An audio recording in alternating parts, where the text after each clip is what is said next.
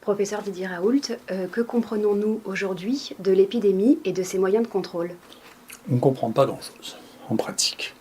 Je vous engage d'ailleurs à regarder sur notre site de l'IHU la merveilleuse conférence qu'a faite la semaine dernière Ioannidis, qui est l'homme le plus connu au monde, le plus cité, le meilleur scientifique est à Stanford, sur le domaine de l'épidémiologie, des essais thérapeutiques, qui est un homme qui a une intelligence absolument exceptionnelle et des données extraordinaires, et qui montre deux choses. D'une part, qu'il a une très très belle démonstration de la vanité des prédictions, en montrant qu'il a regardé état par état les prédictions et regardé ce qui se passait, et ça n'est jamais prédictif, ça ne marche jamais.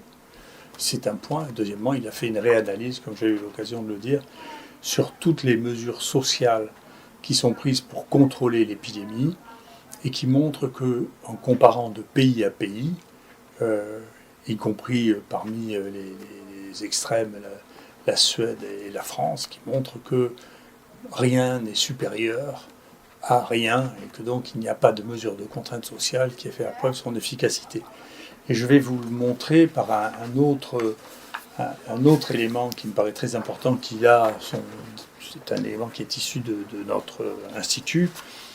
Sur ce premier schéma, on voit une chose qui est tout à fait extraordinaire, qui est, à partir du moment où l'épidémie de Covid arrive, qui est en grise, eh bien, toutes les épidémies respiratoires, ou quasiment toutes, sauf le rhinovirus, que vous voyez en marron, là, qui se promène tout le long, et qui sévit toute l'année, toutes ces infections respiratoires qui sont saisonnières, ont quasi disparu pendant qu'il y a le Covid-19.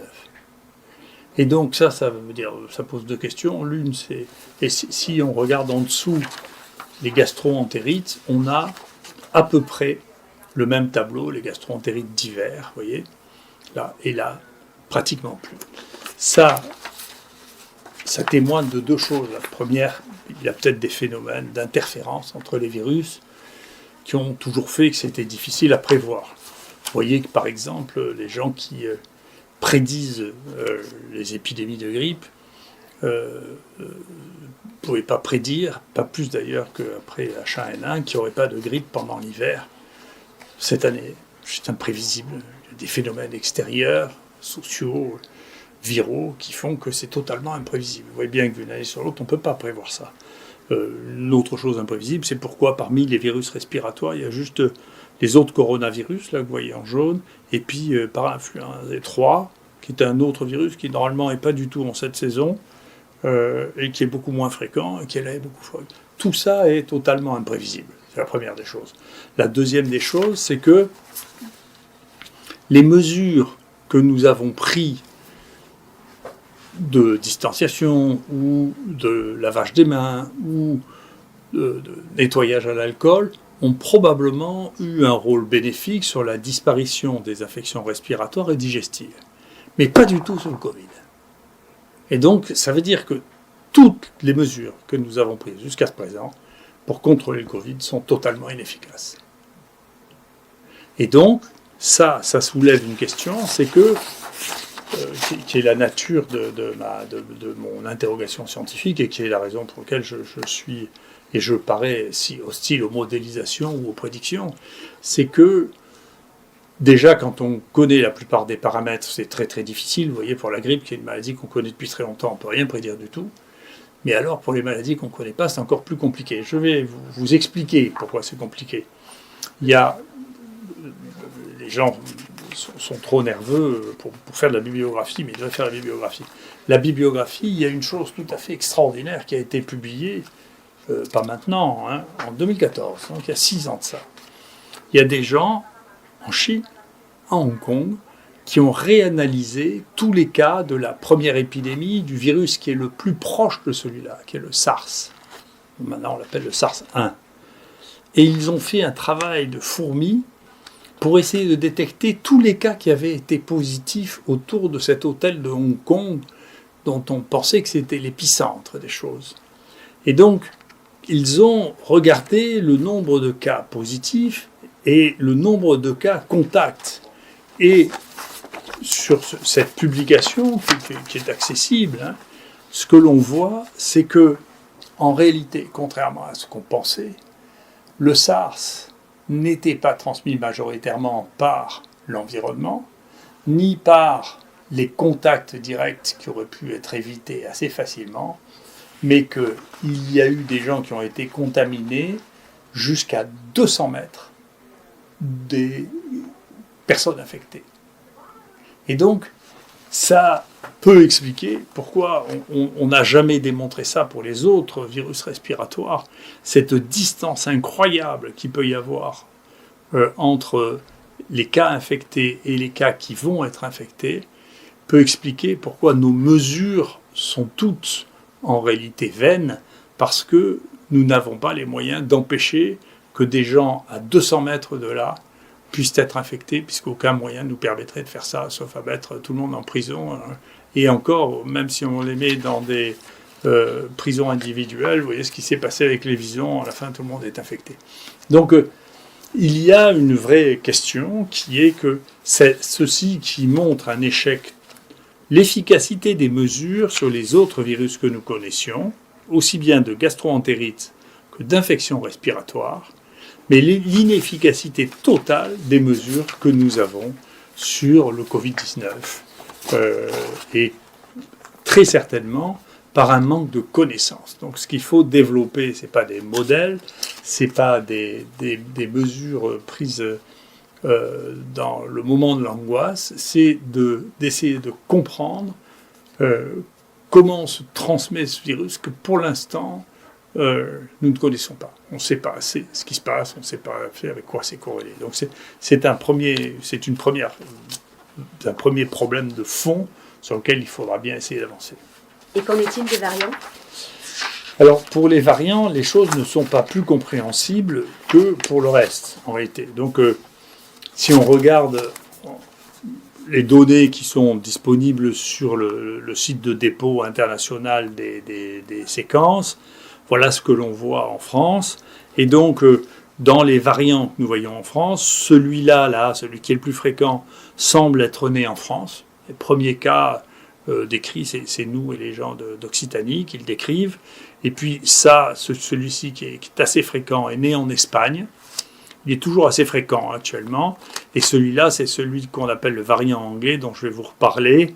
Les autres, le premier cas a pu être trouvé pour celui-là en Suède, pour celui-là en Autriche, pour celui-là en Irlande. Vous voyez, donc en fonction des pays, si l'on regarde maintenant des cartes qui ont été faites, celles-là n'ont pas été faites par nous, eh bien vous voyez que le tableau de répartition des variants est complètement différent d'un pays à l'autre et qu'on ne sait pas très bien pourquoi les variants se distribuent d'une manière tellement différente d'un pays à l'autre.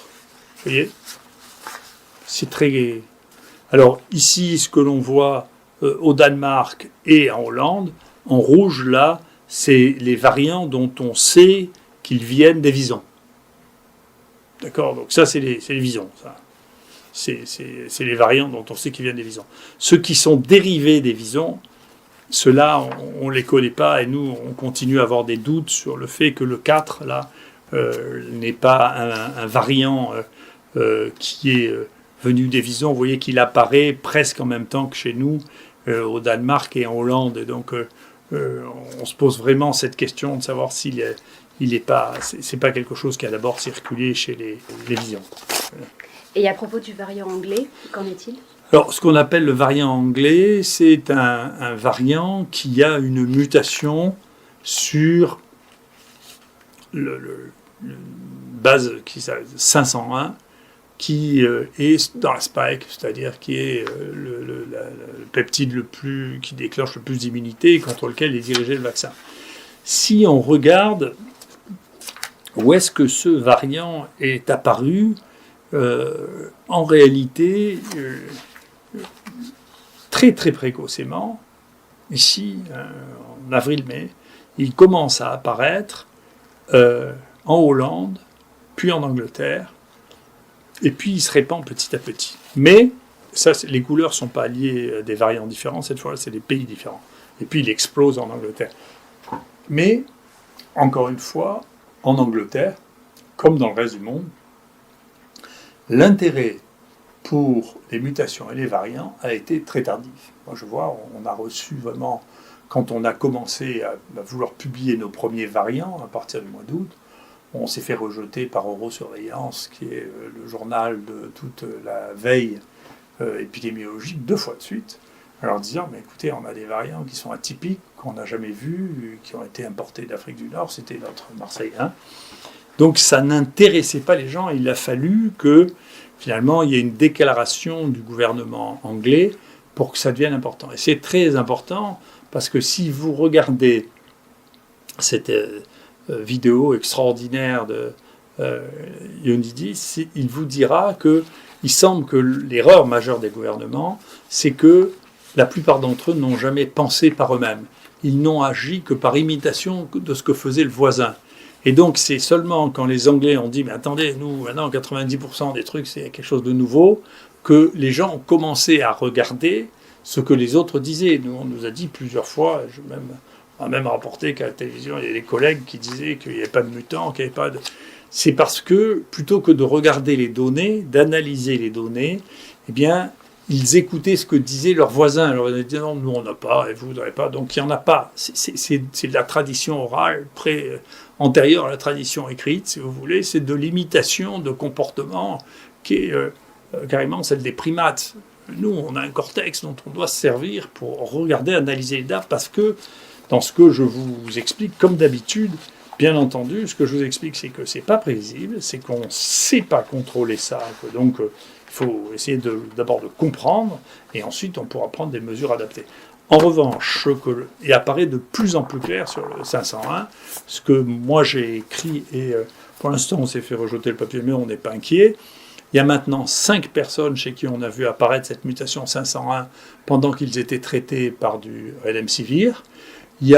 On a des données aussi au laboratoire, quand on met du Remdesivir, on voit apparaître des mutations dans le 501. Il est sorti un papier qui montre la même chose, et que j'ai surligné. Si vous mettez du Remdesivir, ce que les gens cherchaient, ce n'était pas du tout les mutations dans la spike.